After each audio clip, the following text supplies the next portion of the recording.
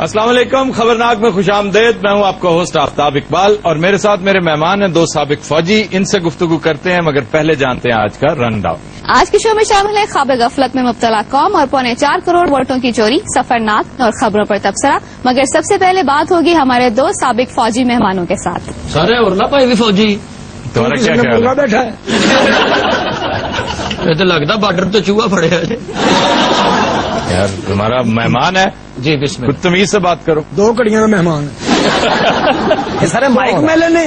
ہاں جی یہ مائک ملن ہے. مائک میلن نہیں ہے، مائک ملن ہے. اللہ. صرف مائک ہے میلن پوانا اور میلن کیا ہوتا ہے؟ مائلن ملن. ملن مائک ملم. آپ سر مائنڈ نہ کیجیے گا، یہ بدتمیزی کر مائنڈ کر کے انہیں بے ہوش ہو جانا.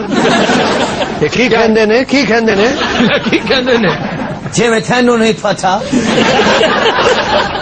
سارے فوجی ہے کہ تورا پورا تو باندری منگوائی. انہوں نے پاکستان کے خلاف بڑا لمبا چوڑا پروپیگنڈا کیا ہے، بڑا بیان دیا ہے کہ پاکستان کا حقانی نیٹ ورک کے ساتھ تعلق ہے، ISI پوری طرح سے انوالوڈ ہے. ان کی خواہش ہے کہ امریکہ پاکستان پر بھی یوں چڑھ دوڑے جس طرح بغداد پہ چڑھ دوڑا تھا. کچھ کیوں ڈینگی دیا سو رہا بے جواب ملن صاحب دے پیسے دیتے میں. اچھا سر آج ارینجمنٹ یہ ہے کہ آپ ان کے اسپوکس مین ہیں. آج بتائیے کہ انہوں نے ہمارے ساتھ یہ بدسلوکی کیوں کی ہے؟ آپ نے ان کے ساتھ بدسلوکی کیوں کی ہے بتائیے. پرنس فرماتے ہیں کہ گراؤنڈ ریالٹیز ایسی ہی تھی. یہ پرنس ہے. تھوڑی جی نیری آ گئی نا تیرا پرنس سائی والوں لبنا. لیکن بات یہ ہے کہ آپ امریکہ کے ساتھ ٹسل نہیں لگا سکتے ہیں. امریکہ بہت طاقتور ملک ہے. آپ جیسے بزدل لوگ کلنک کا ٹیکا ہے ہمارے ماتھے پہ. کیا بزدلی کی ہے؟ یہ تو ہم نے بڑے اچھے طریقے سے معاملات کو ٹیکل کیا تھا. یہ اچھا طریقہ تھا. یہ جو اس وقت ہو رہا ہے یہ نہیں کر پا رہے. یہ جو کچھ ہو رہا ہے اس میں کلیدی رول آپ نے پلے کیا تھا. اچھا سر یہ بتائیے اب ہمیں کیا کرنا چاہیے؟ ترلا کرنا چاہیے. ترلا یہ بیسٹ سولوشن ہے. بڑے ہی افسوس کی بات. آڈینس سے میں ویسے ہی پوچھ رہا ہوں جو انہوں نے کہا ہے کہ پاکستان کو ایک بار پھر ترلا ہی کرنا چاہیے. آپ سمجھتے ہیں کہ ہمیں ترلا کرنا چاہیے؟ ذرا اونچی پتا ہے نا. یہ آپ جو کچھ کر رہے ہیں نا مجھے سمجھ میں آ رہی ہے. کیا نہیں یہ کرنا ضروری تو مجھے بھی پتا ہے. لوگوں نے کہنا نہیں. اچھا بھائی آپ بتائیے آپ نے یہ دھمکی کیوں دی ہے؟ پتا نہیں میں تو ستا ہی تجھے کتنے گلا گلا کر کے نکل گیا. اچھا بات سنو جی سر. تھوڑا سا تم ڈیکورم کا خیال رکھو. تم اس وقت ایڈمرل ہو.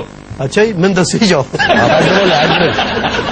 سارے کیڑا فوجی ہے لگتا وردی چ کرلا پھسے ہے. میں تیرے منہ تے پوچھ مارتی ہے. وہ ایڈمرل ہے ایڈمرل. آپ پہلے ساپنگا سی اسی صرف تہاڈا لنڈا بند کر دیے نا تھی ٹھنڈ چ مر جاؤ. آپ نے بھی قسم کھائی ہوئی ہے. منہ کھولیں گے تو کوئی واہیاتی کریں گے. چپ نہیں رہ سکتے ہیں آپ. اچھا یہ کسے کہہ رہے ہو؟ میں اسے کہہ رہے ان کو کہہ رہا ہوں. آپ مطلب میں آپ کی عزت کرتا ہوں. میں تینوں لندن لاؤنا راہ چ ویٹ میں بحرین لا دینا. پیدل جائے گا اونٹاں تے بہ کے. ربڑ والی پنسل جیسا آپ کا منہ ہے. میں بھی کہہ سکتا ہوں. فوجا لڑ پہ فوجا لڑ پہ ہونی چموٹے نکلانے. سر آپ نے ایسی کوئی غلیظ حرکت نہیں کرنی ہے. نو میں لیا ہی نہیں ایتکی. Well done good. اچھا میری بات سنو. میں نے پہلے بھی پوچھا ہے کہ آپ وردی میں کیوں آ گئے؟ یار یہ وردی میں نے اپنے پیسوں سے سلوائی تھی. میں وردی لا دیا میری بڈھی میری عزت نہیں کرتی. چرگا جو تو نکل آتا لوگ سلوٹ مار کے مسالہ لا دیں. اچھا جنرل صاحب آپ نے بھی کوئی وردی پلے سے سلوائی تھی یا ساری سرکاری؟ میں نے اتاری تھی نا. پھر میرے ساتھ کیا ہوئی ہے؟ آپ نے نہیں اتارنی ہے. ٹھیک ہے ریٹائر ہو کے فوت بھی ہو جاؤ وردی نہیں اتارنی ہے. میں تو ڈردیا نہاؤن لگا نہیں لاؤں. کیوں؟ اینا دا انجام ویکھ کے. فوجی بننے لی بڑی محنت کی تھی. اچھا جی. ہاں جی 6 مہینے مداری نہ نیوڑا بن کے جانا. وردی پائی لگتا بارڈر دا تتر. ہاں جی آپ نے پاکستان کے ساتھ جو کیا ہے میرے خیال میں آپ کے اوپر اسپیشل بین ہونا چاہیے. کبھی پاکستان میں نہ آئے. اس طرح کے بندے تقریر کرتے کرتے بیہوش اڑاتے ہیں. مائک کو گرا دیتے ہیں, وائرنگ خراب کر دیتے ہیں. بعد میں تقریر کے بعد 2 گھنٹے تک ان سے مائک ٹھیک کرواتے رہتے ہیں ساؤنڈ والے. چل ٹھیک کر بعد پھر بھی نہیں آتے. آپ نے قسم کھائی ہوئی ہے. جب آؤں گا تو ڈنکے کی چوٹ پہ آؤں گا. باقاعدہ آپ کی ٹی وی پہ ہمارے پرومو چلیں گے. اچھا ایک لمبی سی ہائی وے دکھائی جا رہی ہے. اچھا دور سے ایک ہیوی بائک ان اور ہے. اچھا نہ کھوتا ریڈی دے. نہیں ہیوی بھائی. ہارلے ڈیوڈسن تیری نسل میں کسی نے دیکھا ہارلے ڈیوڈسن؟ اس پہ آ رہا ہوں. یہ آپ کا بھائی وہاں سے سپیڈ میں آ رہا ہے اور پیزا دے کے تو نکل گیا.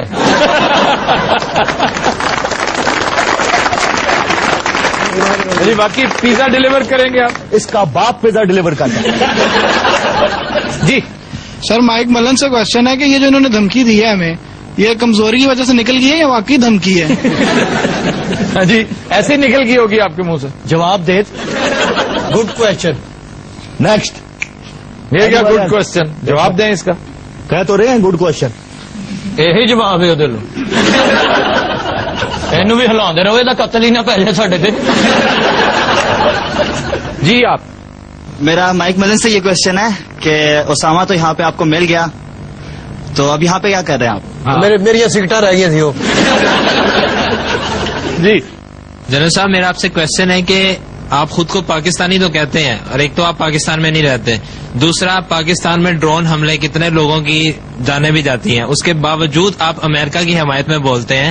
آپ کا کیا کوئی خاندانی تعلق ہے امریکہ سے، یا کوئی آپ پیسے لیتے ہیں؟ ایسی کیا وجہ ہے؟ دیکھیے میری نظر میں یہ جو آپ کا سوال ہے محض ایک چول ہے بس.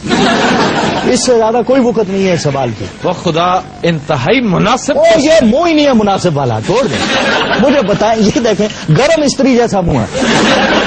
اس سے آپ کپڑے تو استری کر سکتے ہیں لیکن مناسب بات نہیں ایکسپیکٹ کر سکتے. صاحب آپ کیسے جرنیل رہے ہیں یار؟ ایسے آپ تو جگتے لگاتے ہیں بارڈر سے جنیاں تو نہیں مانگتے رہے.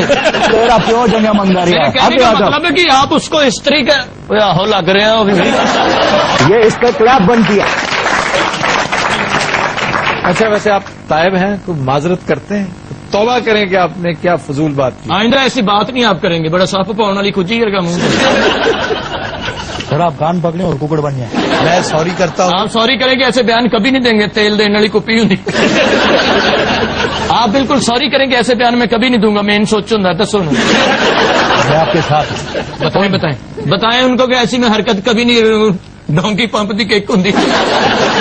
ہو رہا ہے مجھ سے. نہیں کوئی ایسی بات ہی میری وکھی سوچ گئی ادھر کچھ.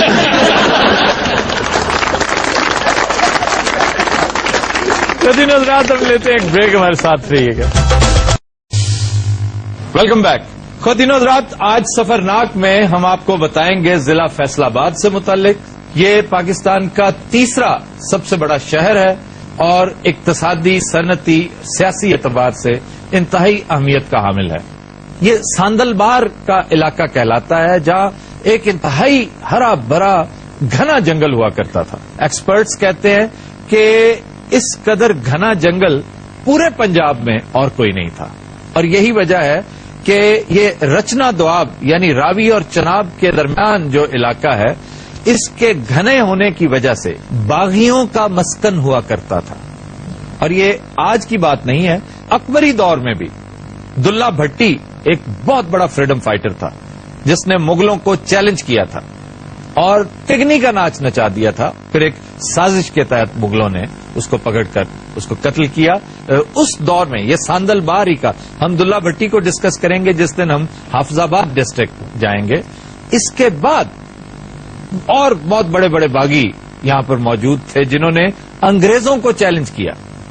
احمد خان کھرل ان میں سے ایک بہت بڑا نام تھا.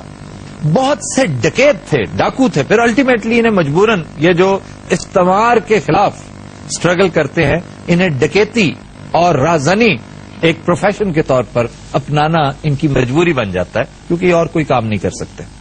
تو انگریز نے دور اندیشی کا ثبوت دیتے ہوئے یہ محسوس کیا کہ اس علاقے میں یہ جو ساندل بار کا ایک وسیع و عریض علاقہ ہے یہ تو اماجگاہ بن رہی ہے باغیوں کی، تو اس کو کنٹرول کرنے کے لیے ایک یہاں پر شہر آباد کرنا چاہیے. چنانچہ 1897 میں اس شہر کی بنیاد رکھی گئی. یہ لیفٹیننٹ گورنر جیمز لائل کے نام پر اس کو منسوب کیا گیا اور اس کا نام لائل پور رکھا گیا.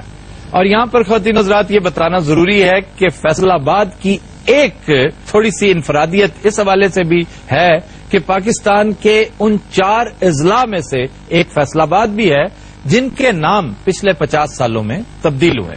یعنی اس کا نام پہلے لائل پور تھا، لائل پور سے یہ فیصل آباد بنا. اس کے علاوہ کیمل پور ڈسٹرکٹ تھا جو اٹک بنا، مونٹگومری تھا وہ ساہیوال بنا، اور اب تازہ ترین اضافہ اس لسٹ میں ہوا ہے بے نظیر آباد کا۔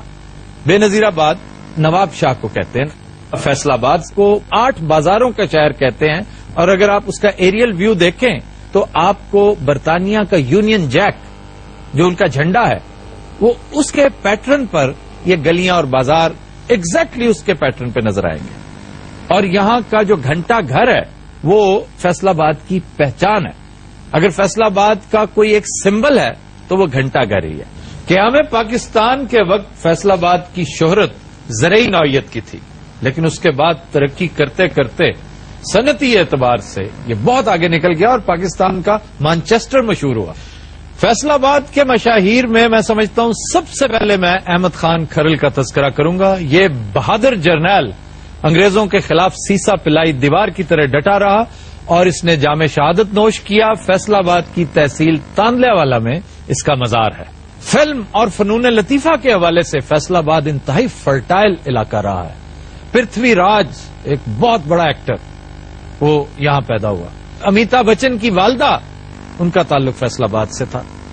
پھر ابیر ابوذری بہت بڑے شاعر پنجابی کے، نہایت شاندار شاعر، فیصل آباد یقیناً ان پہ فخر کر سکتا ہے۔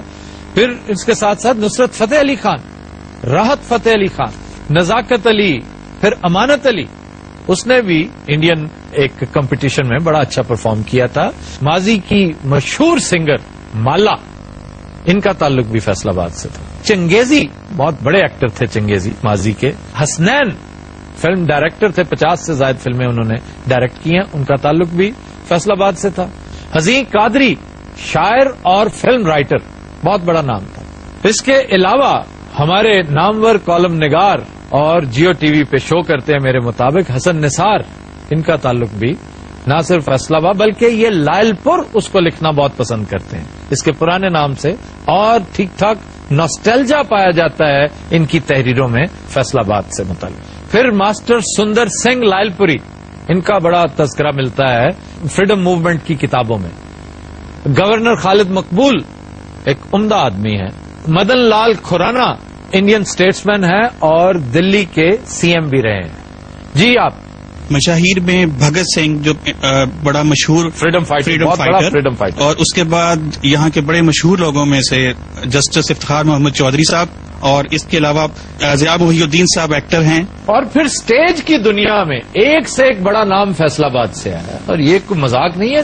طارق جاوید مرحوم بہت بڑا آرٹسٹ، مثلا میں سمجھتا ہوں کہ پورے پاکستان میں انکلوڈنگ امان اللہ، اگر کوئی ایک شخص جسے دیکھ کے میں بے انتہا امپریس ہوا تھا، جس کی ایک پرفارمنس دیکھ کر ہی، وہ طارق جاوید تھا، اور فیصل آباد سے۔ نسیم وکی کا تعلق فیصل آباد سے، پھر طارق ٹیڈی ہے، پھر ساجن عباس ہے، وہ طاہر ناشاد ہے، یہ سارے کے سارے اسٹیج کے بڑے اچھے نام ہیں۔ سردار کمال بھی ہے جی، سردار کمال بہت بڑا نام سردار اچھا جی، سب جان لیں کہ جیدہ صاحب کا تعلق بھی فیصل آباد سے ہے۔ جی جناب۔ اولمپئنز میں اور پلیئرز میں شہباز احمد جو گوجرا فیصل آباد سے ہیں، اسی طرح سے 92 سے زیادہ اولمپئنز ہیں۔ منظور الحسن، رشید الحسن، اور اس طرح سے اگر کرکٹ کے حوالے سے دیکھا جائے تو سعید اجمل۔ اس کے علاوہ اگر سیاسی شخصیات میں دیکھیں تو افضل شاہی، شیر علی، عابد شیر علی، میاں منان، عرفان منان، سرانہ ثناء اللہ، اکرم ورق، راجہ ریاض، اور خصوصاً پرانے لوگوں میں ظاہر سرفراز جو ہمارے انٹیریئر منسٹر بھی رہے ہیں۔ اور پھر پاکستان کے ایک بہت بڑے ناول نگار عبداللہ حسین کا تعلق بھی فیصل آباد سے۔ اچھا جی، ایک نسبتاً گمنام شاعر ہیں فیصل آباد کے، لیکن بہت خوبصورت شعر کہہ رکھے انہوں نے، اشرف یوسفی ان کا نام ہے، اور ذرا شعر ملاحظہ کیجئے۔ یہ شہر چھوڑنا ہے مگر اس سے پیشتر، اس بے وفا کو ایک نظر دیکھنا بھی ہے۔ واہ واہ واہ واہ۔ جی، فیصل آباد میں سب سے بڑا مسئلہ وہاں کے پینے کے پانی کا ہے، جو وہاں کے لوگوں کے لیے بڑی دقت کا باعث ہے۔ اسی طرح سے ڈرین کا مسئلہ بہت بڑا ایک مسئلہ ہے۔ فیصل آباد میں ایک بڑی نمایاں چیز جو یہ ہے کہ ایشیا کی دوسری بڑی یونیورسٹی ایگریکلچر یونیورسٹی، اس کی library second largest library of Asia, اور nuclear technology institute, nuclear institute for biotechnology and genetic engineering, جو پاکستان میں اپنی نوعیت کا ایک واحد ادارہ ہے جو اس کی پہچان ہے. شاہد صاحب، یہ جن ریسرچ انسٹیٹیوٹس کا آپ تذکرہ کر رہے ہیں یہ کرپشن اور نااہلی سے اٹے پڑے ہیں. اب میں مناسب نہیں سمجھتا کہ ہم فیصلہ آباد ڈسکس کر رہے ہیں تو اس کی بدخوئیاں بھی کریں. یعنی آج سے 15 سال پہلے فی ایکڑ جتنے من گندم ہوتی تھی آج بھی وہیں کی وہیں کھڑی ہے. چنا آج سے 15 سال پہلے جہاں تھا وہاں سے نیچے آ چکا ہے. انڈیا میں گندم آپ سے آلموسٹ ڈبل ہے. اور پھر ایک انہی انسٹیٹیوٹس میں سے ایک ایسا ہے جس میں ایک حضرت صاحب بزرگ ہیں جس کے سربراہ انہوں نے ایک ایسی گندم کی نسل انٹروڈیوس کی ہے جو 2 سال پہلے متروک ہو چکی ہے، ناکام ہو چکی ہے. لیکن سیکرٹری صاحب چونکہ ان کے سفارشی ہیں اس لیے وہ قائم ہے اپنی سیٹ پر. تو اس لیے انشاءاللہ کسی دن ایکسکلوسیو سیگمنٹ کریں گے ملک کے مختلف شہروں میں قائم یہ جو سفید ہاتھی ہیں ایک ایک کر کے ان کا تذکرہ شروع کریں گے. سر لوڈ شیڈنگ سے تسی فیصل آباد گئے ہو کدی؟ نہیں. ہوں جا کے دیکھو تہاڈا مانچسٹر منجو دڑو لگتا جی. وہ کیسے؟ بجلی نہیں آندی، لوما بند پئیاں، لوما چ بلیاں نے بچے دیتے نے. پیسہ آندا کوئی نہیں، کاروبار بند ہو گیا سارا تے مانچسٹر چ ایڈے ایڈے ٹوئے پے نے. بجلی تے اینی جاندی جناب فیصل آباد لوکی گھنٹہ گھر چ وج وج واپس آندے. وہ بندے گھنٹہ گھر نو پوچھی جاندے بھاجی لائٹ کدوں آنی ہے. انہوں چاروں پاسوں جنگلا لایا، ایک بندہ کہندا کھول دے، دوڑ چلا.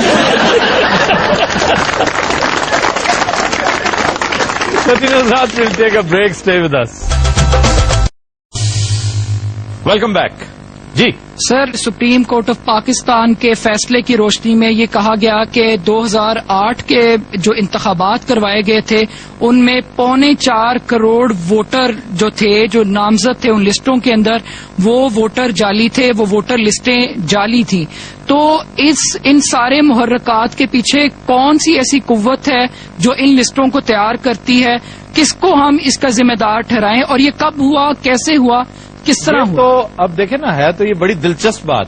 یہ باقاعدہ ایک سنسنی خیز چیپٹر ہے آپ کی تاریخ کا، اور میں سمجھتا ہوں کہ یہ پاکستان کے خوابیدہ، خاموش، تماشائی بنی قوم کے منہ پر ایک اور تپیڑا ہے. یہ اس قوم کو ایک بار پھر قدرت نے جھنجھوڑا ہے. یعنی ہم وہ قوم ہیں کہ پچھلی کئی دہائیوں سے we had been sleeping over it, کہ ہمیں پتا تھا کہ جعلی ووٹس موجود ہیں، جعلی ووٹس بھگتائے جاتے ہیں، لیکن ہم نے اسے درخور اتنا ہی نہیں سمجھا، اتنی اہمیت ہی نہیں دی کہ اس پر غور کر سکتے، اس پر ڈیبیٹ کر سکتے، ڈسکشنز کر سکتے. اور آج عالم یہ ہے کہ الیکشن کمیشن نے، جیسا نوجوان نے بتایا، کہ 3 کروڑ 70 لاکھ کے قریب ووٹس بوگس اور جعلی نکلے، انہیں ڈیلیٹ کر دیا گیا ہے، کینسل کر دیا گیا ہے. اور اصل بات یہاں سے شروع ہوتی ہے، یہاں پہ ختم نہیں ہوتی. جو تشویش اور سنسنی کا باعث جو بات ہے وہ یہ ہے کہ 2008 کے جو الیکشن ہوئے تھے اس میں ٹرن آؤٹ کیا تھی؟ 44%. اس میں ٹوٹل 8 کروڑ ووٹ کا تقریباً یوں سمجھیے کہ 50% کاسٹ ہوا، اور اس 50% میں 90% وہ ہے جو بوگس اور جعلی ووٹ ہے. تو اس کا مطلب یہ ہوا کہ وہ حکومت، اس سے پچھلے انتخابات، اس سے پچھلے انتخابات، یہ جتنی حکومتیں قائم ہوتی آ رہی، میں زیادہ دور نہیں جاتا، میں پوسٹ ضیاء ایرا کی بات کرتا ہوں، ان جعلی ووٹوں میں بتدریج اضافہ ہوتا رہا. 88 کا الیکشن چھوڑ دیں، اس کے بعد سے اس کا مطلب ہے جتنی حکومتیں آئیں، 2 بار نواز شریف صاحب وزیر اعظم بنے، 2 بار بی بی وزیر اعظم ہوئی، یہ سب کا سب جھوٹ تھا، ڈھکوسلا تھا، دکھاوا تھا. اور پھر انہوں نے جو انتخابات کروائے سن 2002 میں میجورٹی لے کر ان کے ہواری 5 سال حکومت کر گئے، وہ سب کی سب 2 نمبری تھی. یہ ہے تشویش کی بات. آپ ایک ایسی پڑھی لکھی سینسیبل قوم ہے جس کے منہ پر کالک مل دی گئی، یعنی آپ کے ساتھ براڈ ڈے لائٹ رابری ہوئی، ڈکیتی ہوئی، آپ کا حق سلب کیا گیا اور آپ کو پتہ تک نہیں چلا. ایک تو یہ باعث تشویش، باعث شرم بات ہے، اور دوسرا نوجوان کا یہ جو کوشچن ہے یہ بڑا اہم ہے کہ یہ کون، اس کے محرکات کون تھے؟ یہ کسی پولیٹیکل پارٹی نے کروایا ہے سارا کچھ؟ کوئی پولیٹیکل پارٹی اتنا دم خم ہی نہیں رکھتی کہ 4 کروڑ یعنی نصف آپ کا ووٹ جو ہے وہ فیبریکیٹ کر لے. یہ اسٹیبلشمنٹ ہی ہے جو انتہائی طاقتور ہے، انتہائی منظم ہے.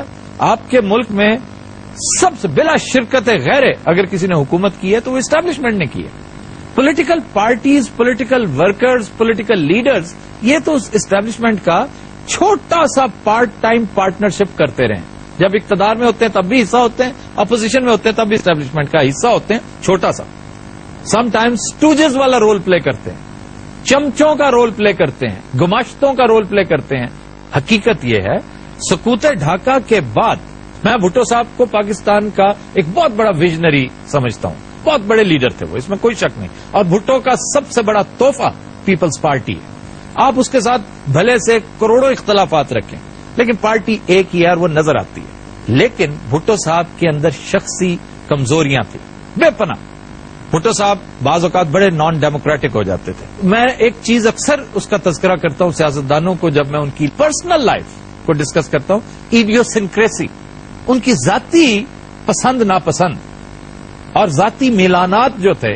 بھٹو صاحب کو بڑا لطف آتا تھا، تاریخ پڑھتے ہوئے محسوس ہوتا ہے کہ وہ بعض لوگوں کو زچ کر کے بڑا لطف لیتے تھے. یعنی پلٹن میدان میں جو کچھ ہوا ڈھاکہ میں، جب ہتھیار ڈالے پاکستانی فوج نے، پاکستانی جرنیل نے اپنا ریوالور پیش کیا اور سگنیچرز کیے. اب یہ ایک تحقیر اور بڑی حد تک کی بات تھی. ایک بیڈ پیچ آف ہسٹری ہوتا بڑی قوموں کی تاریخ میں، بڑی بڑی زندہ اور بڑی دلیر قوموں کی زندگی میں بھی اس طرح کے واقعات آتے ہیں. لیکن اس کا یہ مطلب نہیں کہ آپ اس کا ڈھنڈورا پیٹتے چلے جائیں. تاہم اس سے سبق ضرور سیکھنا چاہیے.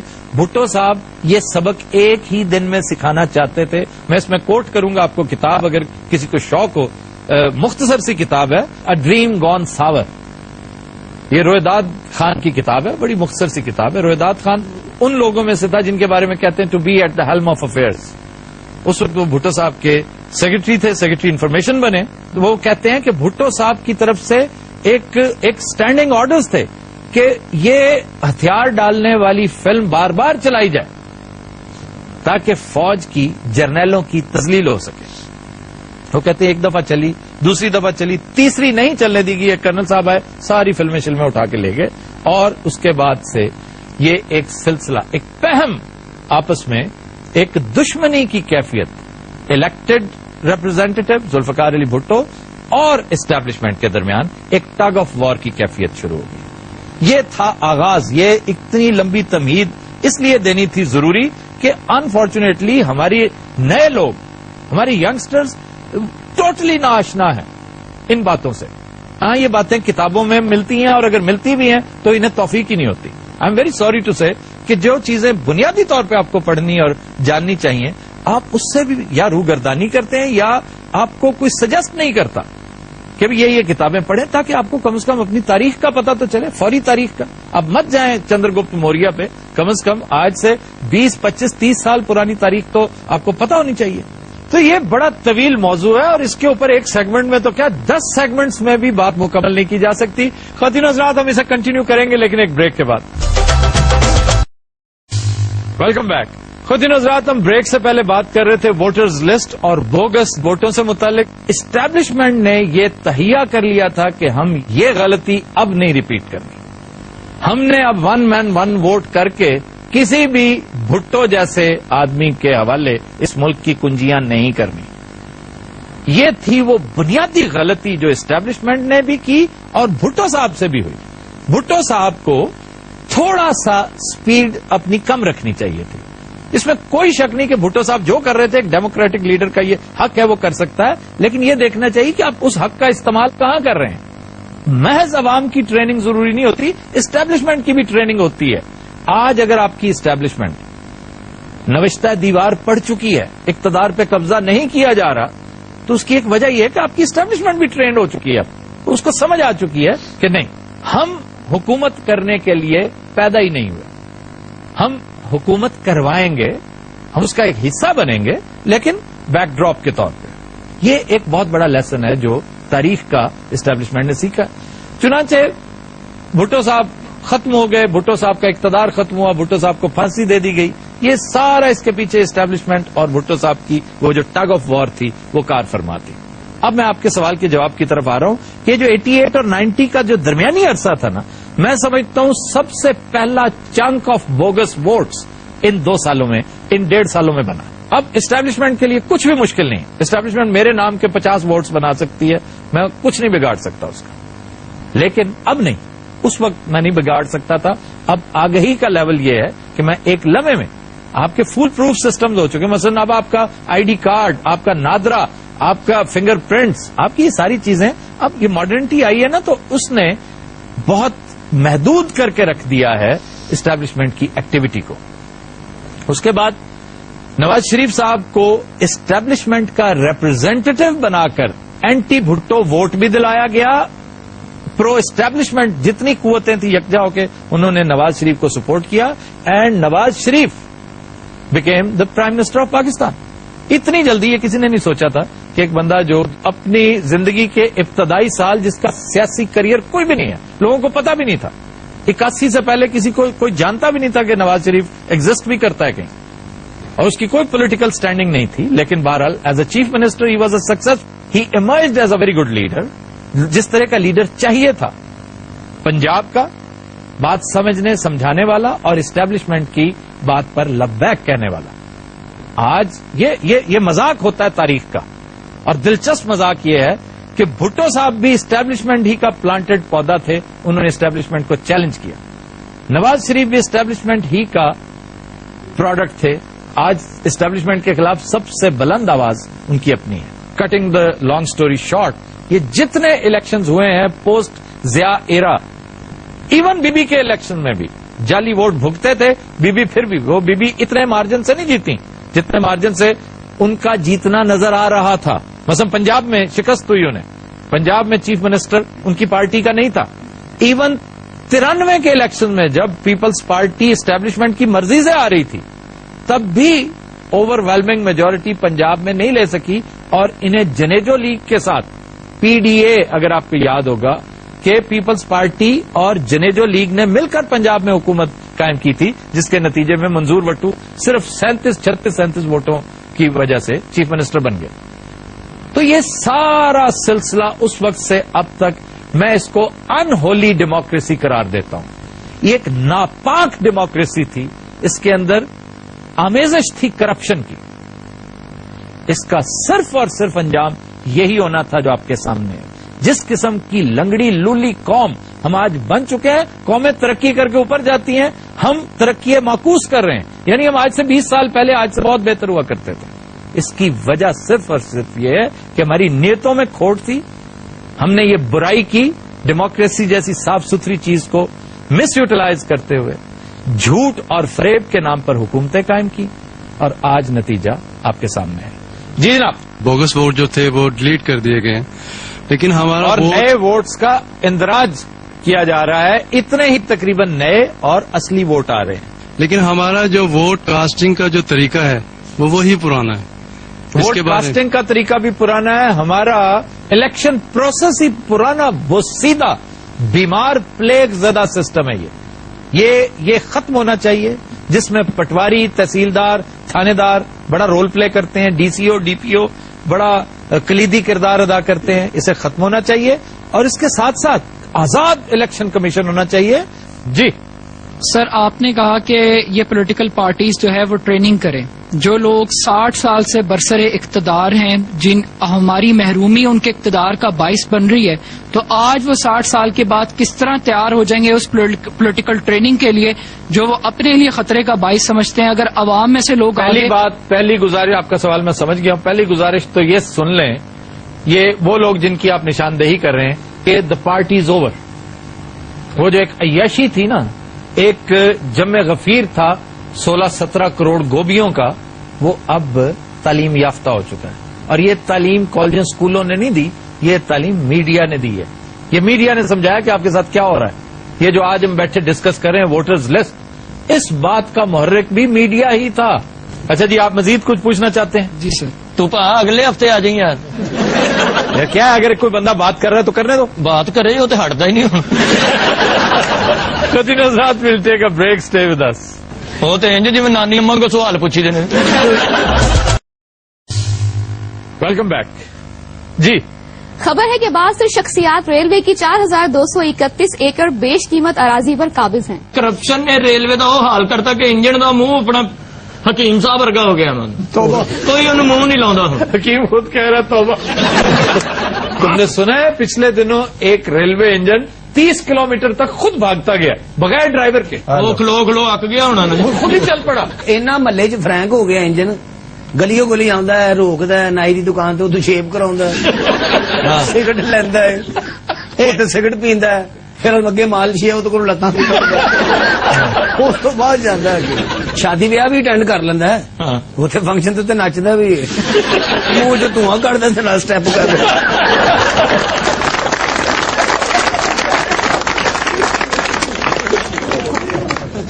خبر ہے کہ گجرانوالہ کا جعلی پیر مریدنی کو بھگا لے جانے میں ناکام، دونوں گرفتار. اسی کہ میں تانوں ویکھ کے تے نہیں نسی وہ بس کسی نے کول کھلو کے انہوں کہتا 1 2 3 وہ نٹ گئی.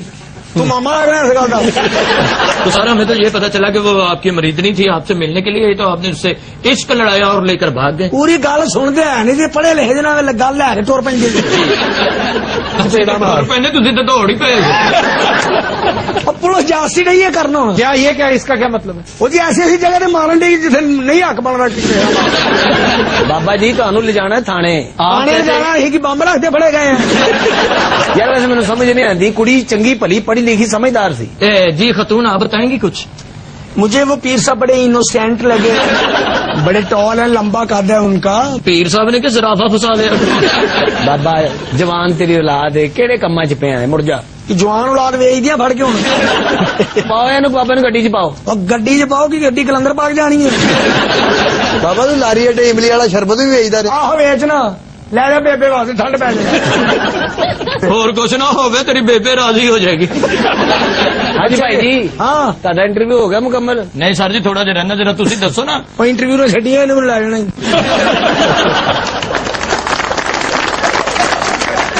جی جی عشق کیسے شروع ہوا؟ کوڈی کا پلیئر رہا میں. ٹھیک ٹھاک اڑتے پلوان نو کینچی ماردا ہاں. تو اس طرح مار یہ دنگل گرم حمام چ ہوں.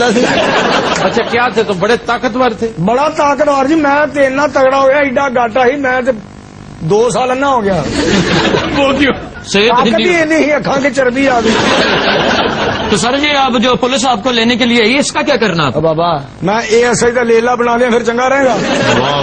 واہ تو مستری ہو گیا. دھاتر کرتا دھاکڑا دھاتر کرتا دھاکنا دھاتر کرتا دھا. یہ تو کوئی موزیشین پیر لگ یہ جی پیر نہ حجرے چ جیگی چند کی فلما ویک.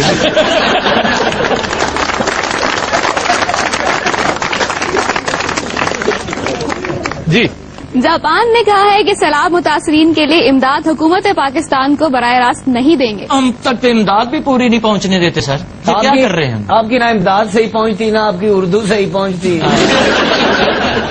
ان کا تو یہ حال ہے. فلڈ ریلیف فنڈ میں کتنے پیسے جمع ہوئے؟ پرائم منسٹرز فنڈ میں بہت کم انتہائی قلیل رقم جمع ہوئی. ہاں جی 1800 ہونا. ایک سر سلاب سڈے ملک چ بڑے اچھا کی کر بیٹھے ہیں دسو. حکیم صاحب کی وجہ تو آدھے کیوں نہ آدھے ہی نہیں. سر سری لنکا تو جو ڈینگی مکان آئے نا رانا ٹونگے دا ماما سورا اور بچارا آپ بیمار ہو گیا پرسوں پپیتے دے پتے لبدا پھردا سی. تمہیں کس نے کہا رانا ٹونگا کا سورا ہے؟ وہ کر کے لگتا تھا.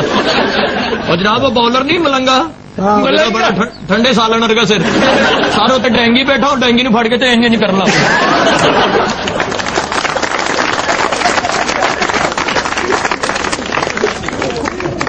فردوس عاشق عوان نے کہا ہے کہ Nawaz Sharif mid term election کے خواب دیکھنا چھوڑ دیں. کیوں خواب دیکھنا چھوڑ دیں؟ ہم سدادہ سلیم ہے. چوبدار جی علی جا کیا ہو گیا ایڈمرل صاحب؟ ایڈمرل رہے کیوں آپ ان کے ساتھ چبل ہو رہے ہیں؟ نکل گیا نہیں نکلا اس کو ذرا سنبھال کے رکھیں. چوبدار کہاں بیٹھے ہو؟ وہ نوکری کر لی ویلا پھردا سی بچارا. یار وہ چوبدار نہیں ہے تو اور کی ڈی سی ہو گیا جی. چوبدار جی آج تو تم اکیلی بیٹھی ہو. کوئی لونلی نیس اگر فیل کر رہی ہو تو خدا کا نام ہے جیسا چوبدارنی کو تو معاف کر دیں. میں اس سے ویسے پوچھ رہا ہوں کہ اکیلی بور ہو رہی ہے تو میں کمپنی دوں. حد ادب ادب حد ادب ادب حد حد حد.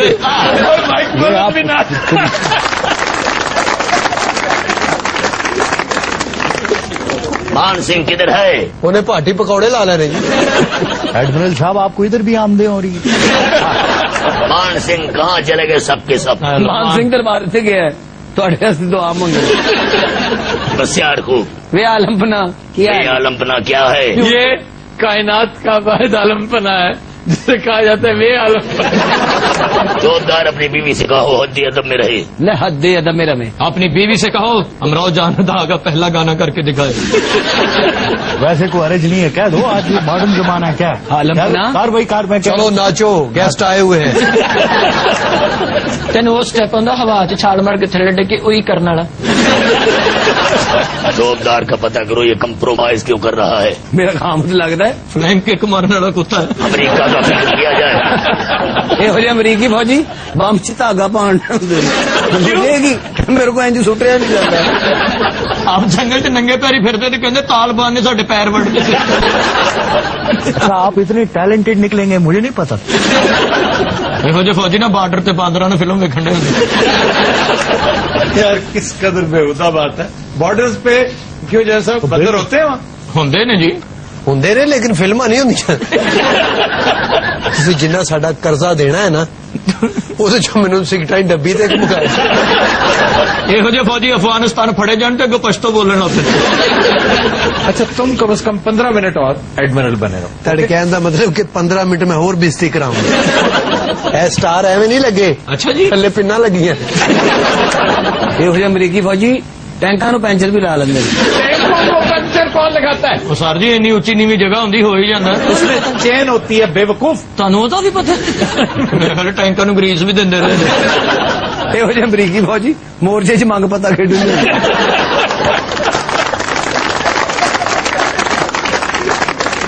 ਇਹੋ ਜਿਹੇ ਫੌਜੀ ਜੰਗ ਨਹੀਂ ਹੁੰਦੀ ਟੈਂਕਾਂ ਦੇ ਉੱਤੇ ਬੌਂਗ ਵੇਚਣ ਲੱਗ ਪਏ। ਇਹੋ ਜਿਹੇ ਫੌਜੀ ਗੋਲੀ ਚਲਾ ਕੇ ਸਾਹਮਣੇ ਕੋ ਮਾਫੀ ਮੰਗਣਾ ਪਿਆ। ਅਮਰੀਕੀ ਫੌਜੀਆਂ ਨੇ ਇਹਨੂੰ ਗ੍ਰਿਫਤਾਰ ਕਰ ਲਿਆ। ਉਹ ਕਿਉਂ? ਕਿ ਬੰਬ 'ਚ ਪੈਸੇ ਜੋੜਦਾ ਸੀ। यार बॉम्ब था कि गल्ला था? ਗੱਲਾਂ ਸੀ ਉਹ 'ਚ ਮੋਰੀ ਕੀਤੀ। ਉਹਨੇ ਕਿਹਾ ਮੋਰੀ ਕਿਉਂ ਕੀਤੀ? ਕਹਿੰਦਾ ਮੈਂ ਵਿੱਚ ਅਬਰੂਦ ਵੇਖਣਾ ਹੈ। ਇਹੋ ਜਿਹੇ ਫੌਜੀ ਦੁਸ਼ਮਣ ਫੌਜੀਆਂ ਦਾ ਸੌਦਾ ਵੀ ਲਿਆ। ਮੇਰੇ ਨਾਲ ਗੋਲੀ ਚਲਾਉਣਾ ਮੈਂ ਤੈਨੂੰ ਬਰਫ਼ ਲਿਆ ਦਿੰਦਾ। ਇਹ ਅਮਰੀਕੀ ਫੌਜੀ ਜੰਗ ਤੇ ਨਹੀਂ ਲੜਦਾ। ਅੱਛਾ। ਖੁਰੇ 'ਚ ਬਹਿ ਕੇ ਬੰਬ ਧੋਣ ਦੇ। ਫਿਰ ਕਹਿੰਦੇ बेवकूफ बॉम्ब कौन धोता है? ਸਾਰੇ ਧੋਂਦਾ ਬਲਕਿ ਧੋ ਕੇ ਸੁੱਕਣੇ ਵੀ ਪਾਉਂਦਾ ਹੈ।